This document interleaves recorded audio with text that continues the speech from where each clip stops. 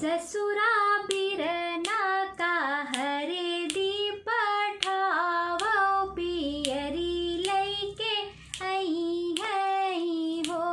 ससुरा बिरना का हरे दी पठावो पियरी लैके आई है हो। बहुहर हटिया से पियरी मंगाओ पियरी तब पहिरे हो।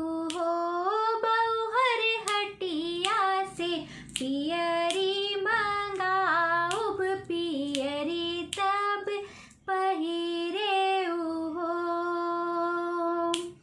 ससुरा बिरना के पियरी सगुने केरी पहिरबे हो।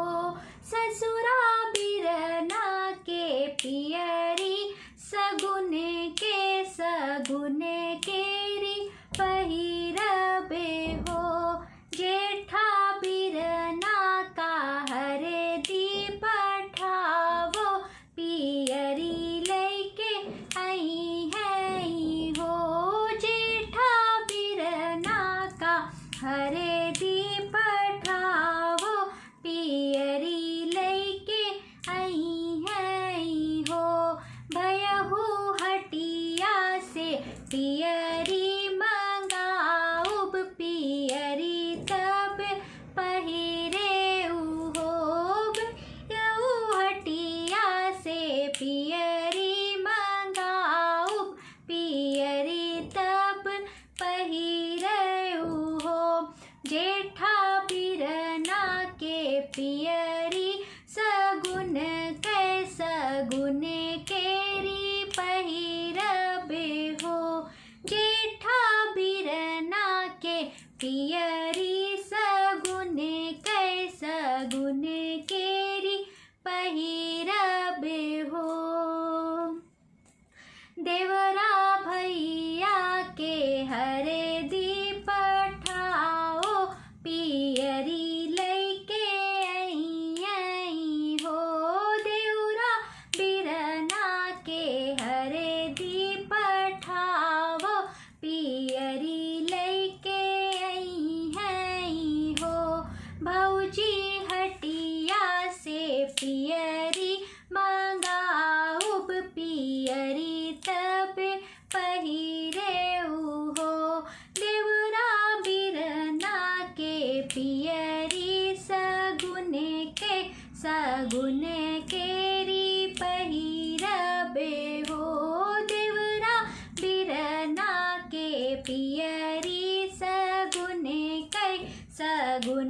केरी पहिरबे हो। स्वामी बिरना के हरे दी पठावो पियरी लैके आई है हो।